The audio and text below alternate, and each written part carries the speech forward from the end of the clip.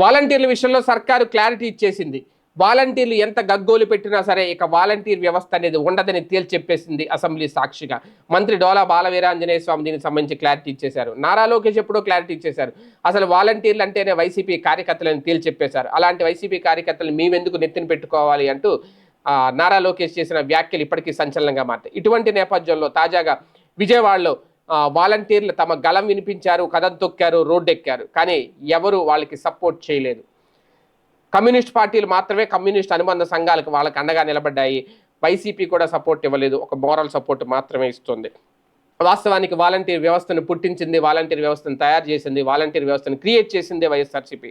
అలాంటి వైఎస్ఆర్సీపీ కూడా ఇప్పుడు మౌనంగా ఉంది. కారణం ఏంటి అంటే కొంతమంది వాలంటీర్లు చేసిన తప్పిదం, వాలంటీర్ల స్వయంకృత అపరాధం ఇప్పుడు ఒక పార్టీ, ప్రతిపక్ష పార్టీ సపోర్టు లేకుండా వాళ్లే చేసుకున్నారు అనేది కూడా కొంతమంది చెప్తున్నమాట. ఇటువంటి నేపథ్యంలో వైసీపీ కనుక సపోర్ట్ చేస్తే రేపు మళ్ళీ మేము అధికారంలోకి వస్తే వాలంటీర్ వ్యవస్థను తెస్తామనే సంకేతం వెళ్తుంది. అందుకని వాళ్ళు సపోర్ట్ చేయట్లేదు, మోరల్ సపోర్ట్ ఇస్తున్నారు. ఏ పత్రిక రాయిపోయినా సాక్షి పత్రిక మాత్రం రాస్తోంది, అదే మోరల్ సపోర్ట్. అంతే తప్ప నేరుగా డైరెక్ట్గా వచ్చి జగన్మోహన్ రెడ్డి అయితే వాలంటీర్ వ్యవస్థను మేము కంటిన్యూ చేస్తామని చెప్పట్లేదు. కానీ మండల్లో వాలంటీర్ వ్యవస్థ అంశాన్ని రేజ్ చేసింది వైఎస్ఆర్సీపీ.